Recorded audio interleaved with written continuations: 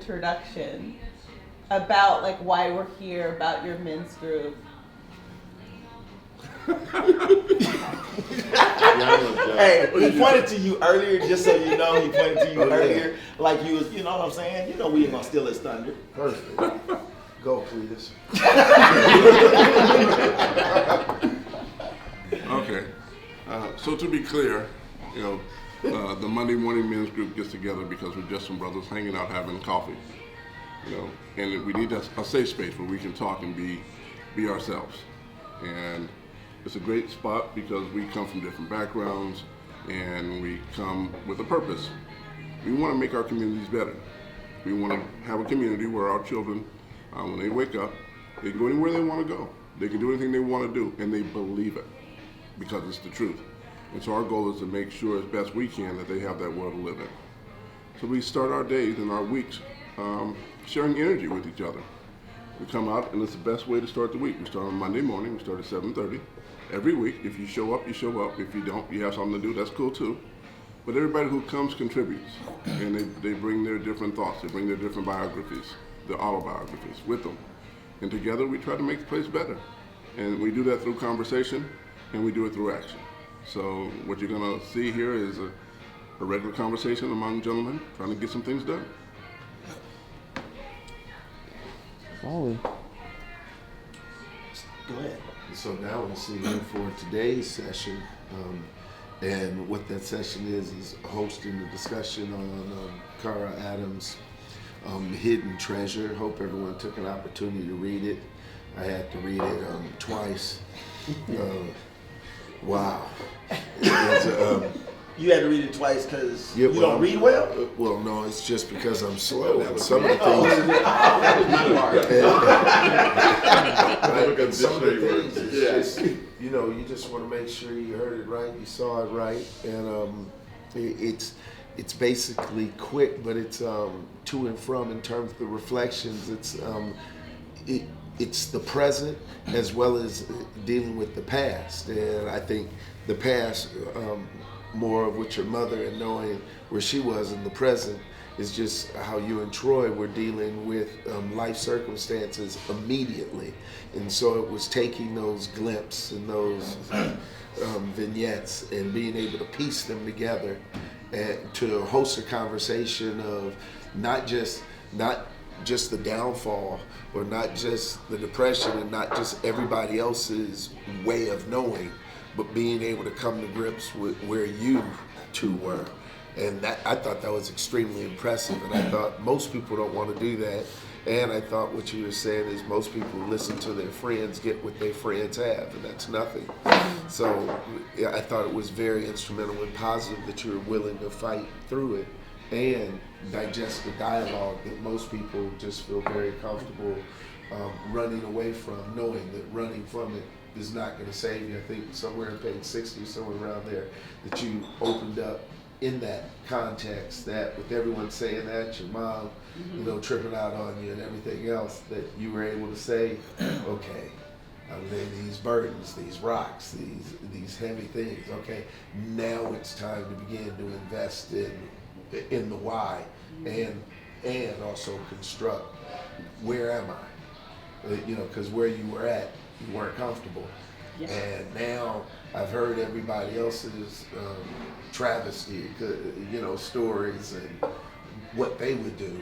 And now I have to get to my life and what we will do. And I thought that was very, very impressive. And that was the treasure that I saw in it. So as we begin. Yeah, because that was like long-winded.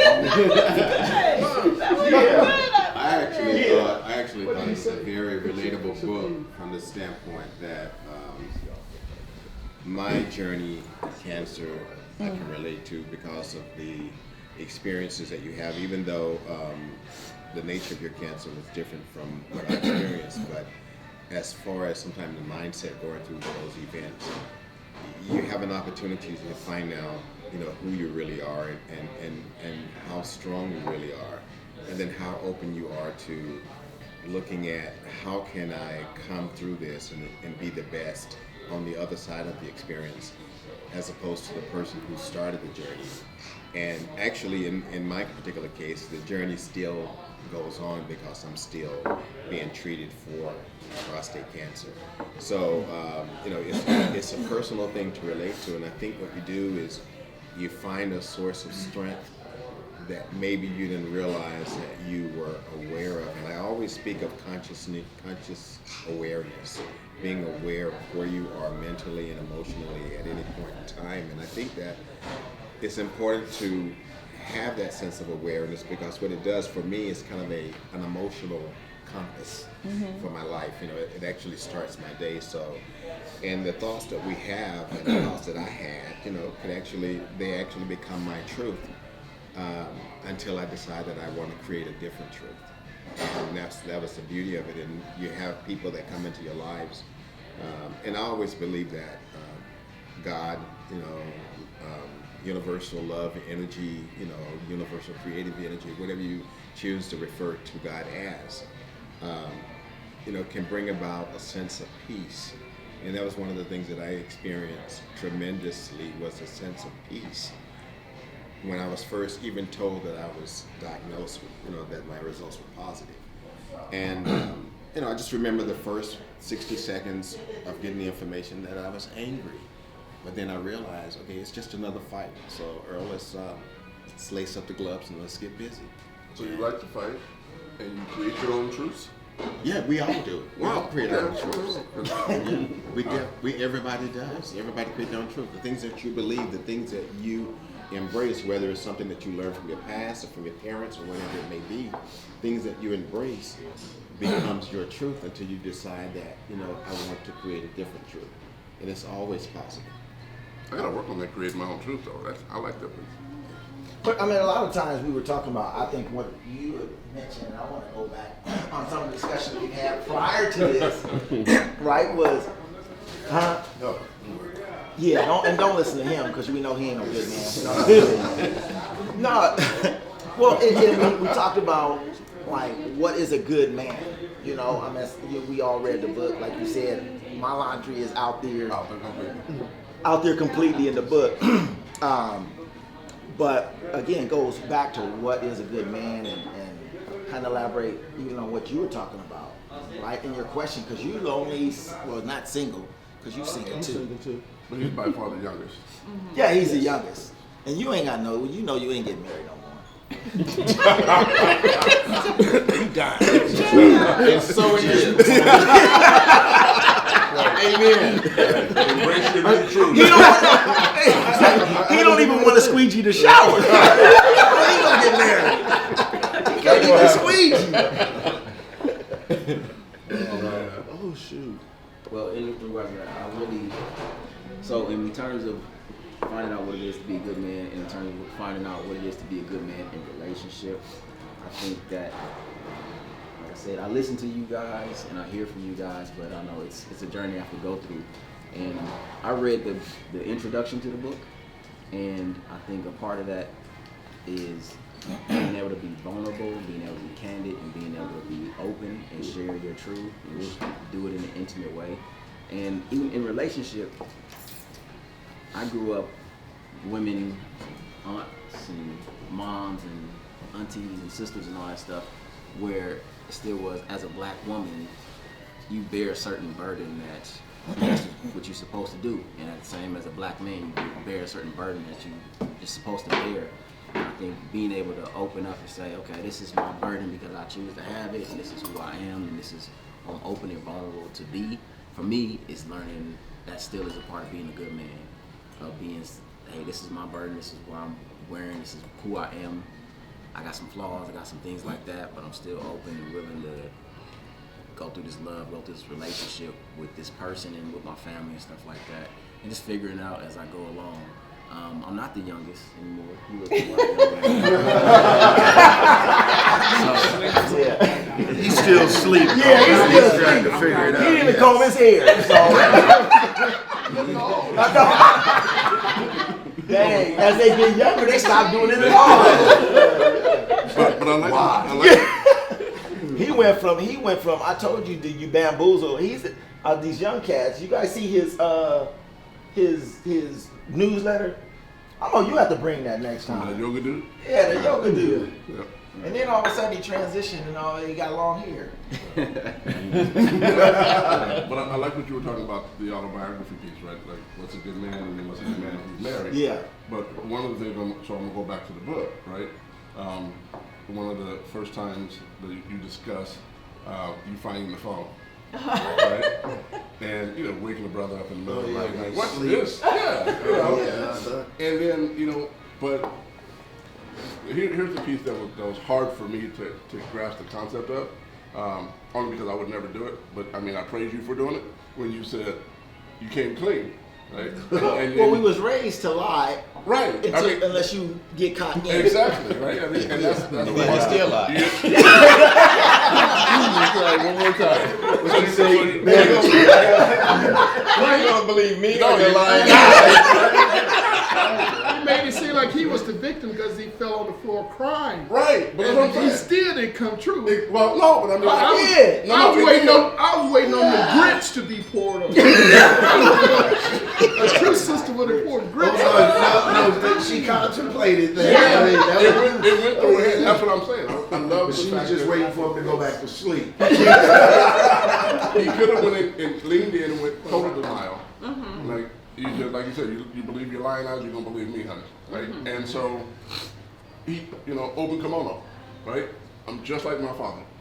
And so when we were talking about it the first time about, where do we get our traits and right? We get them from the people who are around us. So my father wasn't there to raise me, but the men who were around me did their job. I won't say they did the best they could. They just weren't good men to begin with. But what I saw was how not to treat a woman, even though they were trying to teach me how to do it. But you don't treat a woman like B's and H's. You're supposed to treat them with kindness. But if you don't know what kindness is because of the people around you, right, you're always trying to figure out a way to get past them, to show them a different side of you while you go do what you want to do, right? And so for him to just open up and go, I tried to be a better man, right? Because we don't know what a father's like if you don't have a father there. What we're trying to do is impose what we think a father would do and try to be that. And then, like you said, even with his there, I failed. It didn't work. And like I said, crying on the floor and doing that. And you, as a woman, you had a choice. You could have went and got the grits, right? Or you said, okay, at least he's admitting it. And so then you went from there, right? So whatever triggered that, She was piecing it. I don't know if she just admitted it. I took it as she was just piecing it. It's like, once again, that rock, that burden held on your chest. And it was to the point that she said, I heard enough of this crap. I mean, because she wasn't believing it right there. She was at the point, okay, he's tired. He wants to go to sleep. She's tired. She wants to go to sleep. But in her non-belief of what just went happen, I mean, she talks about, okay, I went as far as I could to the other side of the bed because I was tired, I was asleep. But saying that is saying that I'm going to get as far away from this as I possibly can, and hopefully my sleep will digest it. I can come to some grips with the sleep, and being pissed off that it didn't do it, but then it just woke up, and now I have all these tons of questions. While when I was pissed and we was hosting this conversation, I had to come to resolve just to go to sleep. But after I slept, now I got all these other questions, and I thought that's what I said. That's when the party. That's when the party started. That's when I think the party started. Hell, there wasn't no party for me. What do you do if you don't have that to fall back on? See, my thing was, okay, I thought maybe she knew a little bit about your background and stuff prior to this situation. So you had that thing to fall back on, like, well, I'm just perpetuating this thing that's been in my life.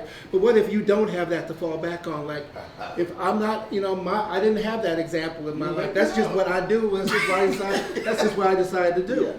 So I thought that was kind of it was fortuitous, and it was kind of a cop out. But it's like, well, I can't help myself. Were you here when Earl said you create your own truth? You know, No, You gotta make it up there, right? I want to digress from Snowball for a minute. Okay, wait, time out. So you have to read the whole book to find out. Yeah. You read a lot to go there. But what I want to say, I know you created a society of extraordinary women. You're an extraordinary woman. You have God put you through a lot, not only through the infidelity, and not only through cancer, your mother, Yeah, that was a moms, wild and things her like that. friends. And then, I was talking to them about, I read the book, David Goggins, You Can't Hurt Me, and he talks about we carry a lot of baggage from our childhood. So you came up and said about how you almost got raped in college when you was a freshman and the guy was a senior and everything. So you're letting everything out. Normally, as we're taught to hold everything in, don't let out our baggage or anything. So in that book, David Goggins told us, write down whatever you did that's holding you back when you was a child. Write it down, get it out front, and then throw it away and go on with your life. Right.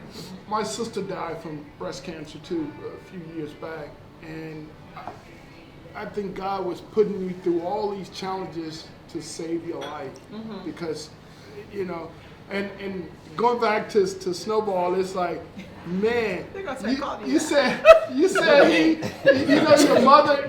You said your mother said that. That he was a good-looking guy and he was nice. I'm like, what? Who are they talking about? Yeah.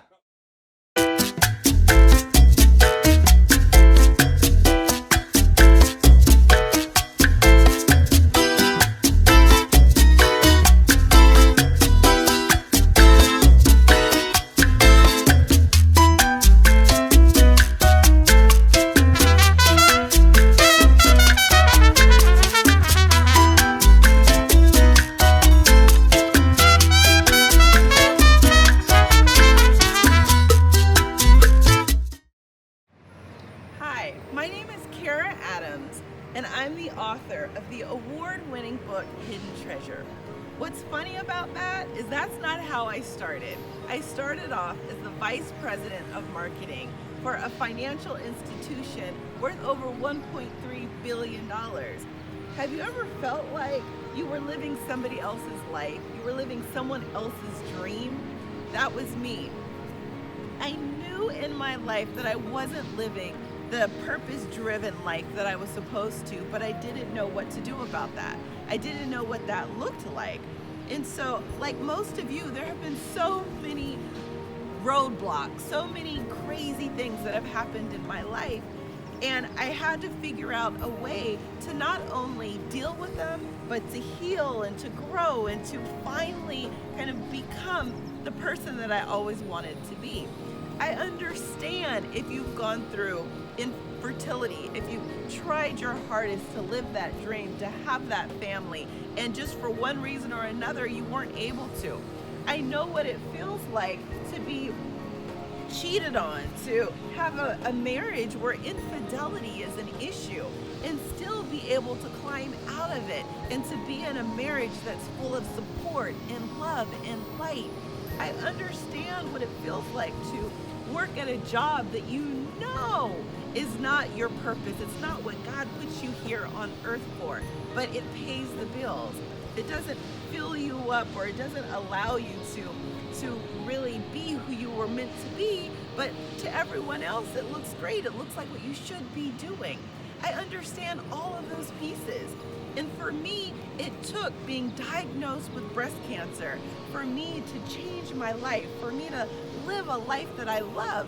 And I decided, back then, a year and a half ago, 2 years ago, that I was going to be part of the change. I was going to be part of the reason why people were living a happier, more joy-filled, more purpose-driven life. And through my book, Hidden Treasure, it's helped me reach people. But If you don't ever read my book, but you want to connect, the message that I'm saying connects with you, I'd love to be able to get to know you better. I'd love to be able to meet you through social media, for you to go to my website and see what I'm up to see if any of the things that I'm saying, if any of the messaging, if my 5 steps to transformation, if that feels good and if it fits, then I would love to connect with you. On my website, it's super easy to find my Facebook, to find my Instagram page, to find my YouTube channel. So easy to connect. But I'd even like to take it a step further. I'd love to connect with you via email. If you go to the description of this in the YouTube channel or wherever you find me, there's a link that you can click on that will add you as a subscriber to my newsletter, to my email. And through that, I'm always asking questions. I'm always trying to figure out, what would help you to live a happier life? What steps that I have that feel good, that fit for you? My goal by 2020 is to reach 1 million people, whether that's through my book, Hidden Treasure, whether it's through the events that I put on throughout the year to try to give men and women a platform to live a life that they love, whether it's my podcast that's on every Thursday at 10:30. I want to make sure that I'm giving back, that I'm helping people to live a life that they love. No matter how dark tomorrow was, today is a new day. No matter how awful your world seems to be today, there is a roadmap, there's a journey to make your life better. And I want to be part of that solution. I want to be part of that journey for you. So if it feels good, please connect with me. Please join my email subscription. Please, like me on Facebook, whatever feels good. And my hope is that we connect very, very soon. So have a wonderful day, and I will see you soon. This moment that somebody else got problems that I can listen to, like they're dealing with theirs, and I can just be the person who has to listen. It's not my baggage, it's not my pain, it's not my rock. I get that comfort of just having to deal with somebody else's stuff. I mean, not even trying to make agreement right or wrong, just man, I'm glad I can listen to somebody else's crap without it being me involved other than listening. I really, really got that piece. That was tight to me. I really didn't care about the draws too much. That piece was tight. Oh. My favorite part of the book was when you were talking to the doctor. And you had found out that you had cancer and everything. And she had told you guys what the plan was, and you would wrap your head around the plan. And when she told you that she was going to take you off work for 8 months, you lost your cookies. I'm like, what the? And the doctor was like, wait a minute. Yeah. Where's your priorities? Right. I'm telling you, you're about to have the fight of your life, and you got cancer, and you get upset because I'm taking you off of work? Where are your priorities? And then I think it showed. I mean, I like the way you tell the story because there's your answer. And that's what's in your head. What you thinking? Once again, I read the introduction. Is that all you read? Thank you for being honest. There wasn't no pictures.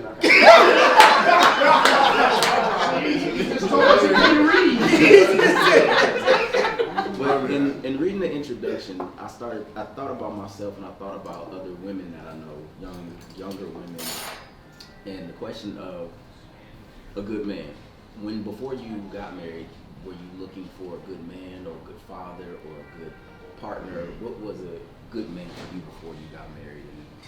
And like you said in the introduction, you were going through life, you were doing the things, you had the void in your life, but you did everything that was supposed to fill that void, especially as a young person. You graduate, you have kids, you get married, the void's supposed to be filled, you're taking care of life. But then you realize, no, there's still more.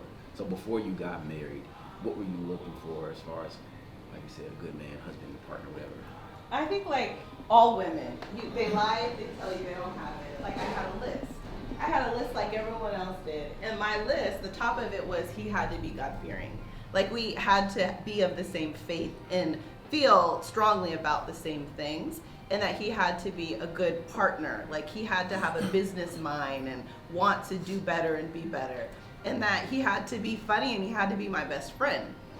And so those were like, you know, even on our show and on the podcast, like those were the three main things for me. That he had to be God-fearing, he had to be a good friend, and he had to be business-minded. But like the part that I didn't think through and I didn't look at his life is that, you know, I wanted somebody who was a good husband and who could like take care of me and just kind of shelter me, and that he needed to be like faithful and like that. I never saw that in my household. It wasn't an issue.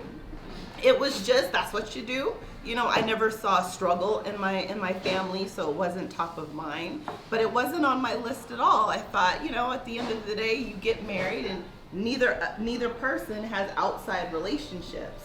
But I'll say that I didn't know how to be married. I didn't know what it meant to truly support your partner, and I was very selfish. And I saw that as I was writing the book. And even when we were going through through our counseling and through group counseling, you know, I think that we all bring baggage, but we think that our baggage is more important than their baggage. And so like we didn't take the time to talk about, you know, his father and how his father affected how he saw women and his mother, and how everything he went through with his mom, how that affected how he loved women. Like, so was it okay to have a girlfriend? And if he had told you, since you didn't ask for a good husband and you got a husband, would it have been okay to have the girlfriend? No. No.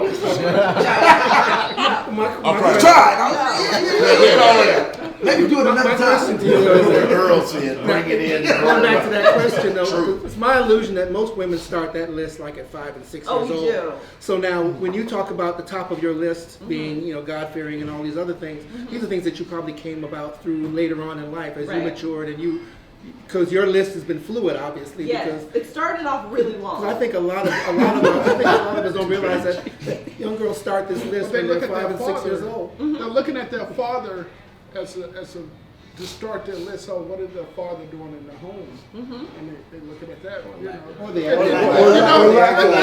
Let's get back to you, because since I've been here, you keep saying a good man. You sound like Donald Trump. In a marriage, He is obsessed with that term. I get that because you've I used know that you for said weeks it's like now. I said it one time. No, and you you said it a throw it back lot. at me. You-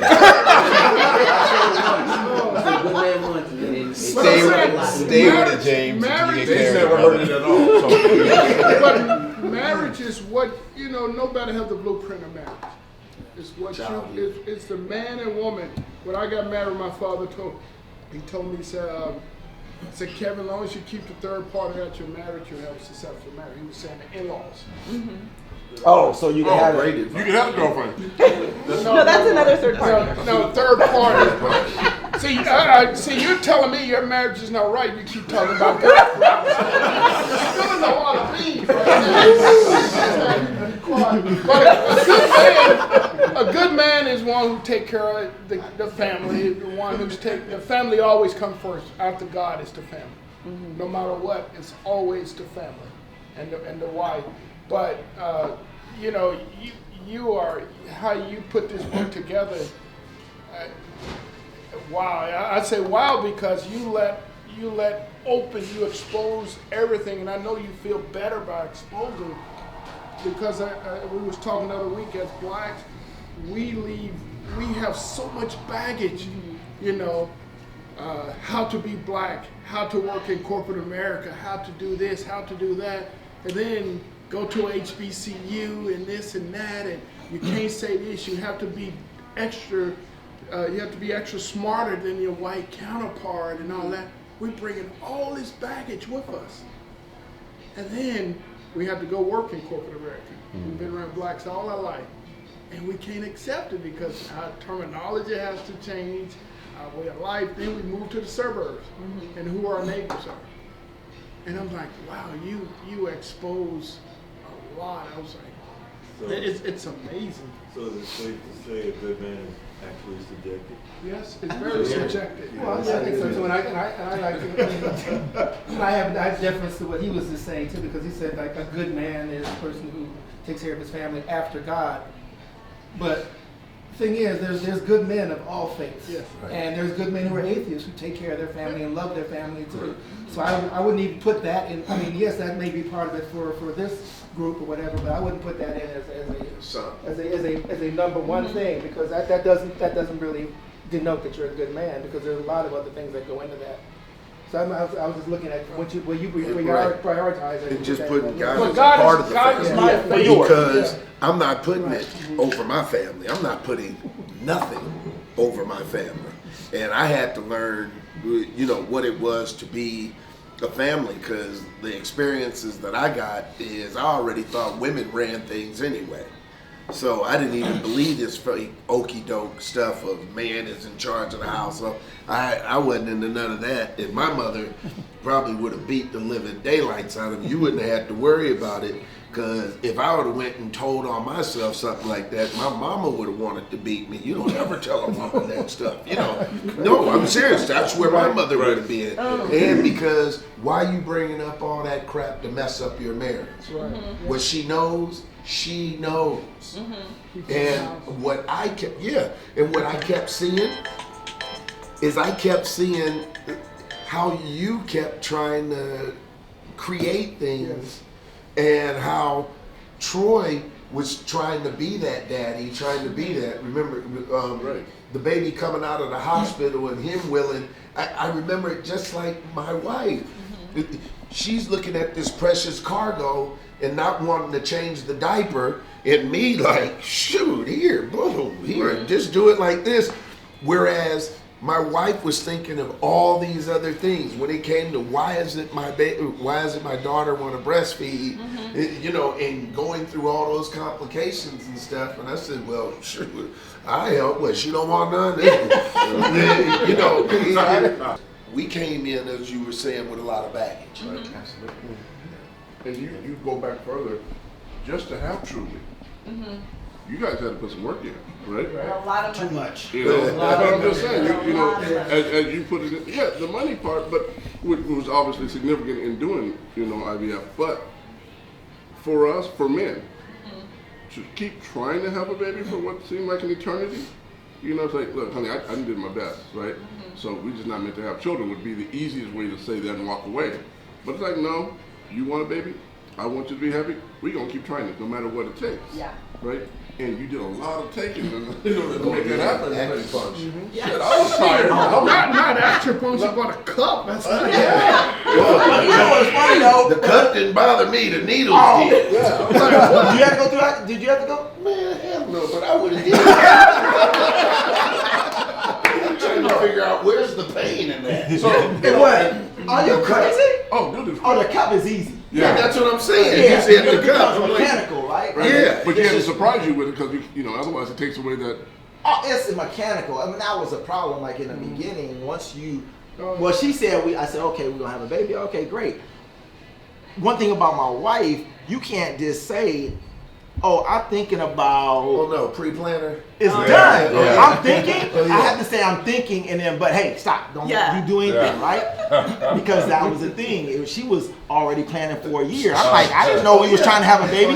Yes, we were. You told me. I'm like, when did that discussion happen? Right, it didn't. It didn't happen. I mentioned, and then she took it over Yeah, as but a plan. I think that's the biggest thing with a lot of the guys, that I've talked to is going in that cup. Yeah. Just jacks your head up. It does. That's what I'm saying. Emotionally, we got to get ready for that kind of stuff. So the commitment, when you talk about what is a good person, right? Just a good person, right? It really has to be what is the commitment to the individual that you're with. Yeah. Both sides. It does. Yeah, And you first. deeper. And you first. Because if you don't show that love to yourself, Right. and if you don't Absolutely. recognize that you deserve to be loved, That part right there. you do things to hurt your relationship, to hurt yourself. Without even realizing it. Without realizing it, and I think that's the piece we miss. We see like the person cheated on me, or you know, they're not supporting me, but you don't see like what's happening underneath it, and who are they living into? Who do they think that they're supposed to be? Because either way, they're right. If they don't think that they deserve you, they're going to do things intentionally not to deserve you. Yeah. And like with us, when, you know, I was always taking on the extra burden, like he would say, no, baby, I could do it. But I felt like, you know, if he saw who I really was, maybe I didn't deserve him, because that's what the propaganda that I had been fed my entire life. My entire life, black women were the last in line. We're the last to get the job. We're the last to get married. Like my mom would tell me all the time, you're going to get hit. You have a better chance of being hit by a bus than getting a husband. So you have to be smart. You have to be better than your white counterparts. You have to work 10 times harder. And that moved over into my relationship, that I had to do more. I had to be better. I had to take care of him. I had to take care of her. So you transferred that? It was me. Okay. It was me. Well, It wasn't him. you didn't love yourself in the beginning, Right. and so you had to, like now you're going to spas and spend a whole day by yourself and everything. Yes. So, and that's, I tell my kids, you have to believe in yourself first. You have to love yourself first, because no one else will love you like you. Right. And you have to believe it. If you don't believe, and it took me a long time too, because I didn't learn this in the home. Mm-hmm. Right. You have to believe in yourself, because if you don't believe in yourself, no one else will. Somebody else. Yeah. And the crazy thing, she wouldn't even do that though. Like she wouldn't go to spas. I wouldn't do anything. She wouldn't. I'm like, I wouldn't go get get my your hair hair That done. was my pre-planner. Yeah. Type A. Yeah. I mean, trying to do everybody I'm else's like, business you know, and yours. after reading this book, I'm like, man, I'm gonna make sure she don't meet my wife. No. He be telling her to do this and do make Kevin spend money. Like, damn, we got to go where? No, I saw it took my wife about 15, 20 years. Mm-hmm. It took her, I used to just trip out because I was out. I was going to do stuff, right? Mm-hmm. And no, she'd be there, she'd be the kids, she's doing all the planning, doing all that. Now, I mean, she'll roll out in a heartbeat. Are you going? I said, well, doors already closed, the car started up, she's gone. But it took so long. It used, honest to God, I would be pissed off that she would ask me, what do you want to eat? That would piss me off. Like, what are you cooking? I mean, stop asking me. You don't need confirmation for me to cook me something to eat. I mean, I grew up in a household, whatever was set on that table, that's what you're eating. Like that. You gotta learn something. Yeah. The other thing too is when I was like, Don't Yeah. forget the socks. the confirmation.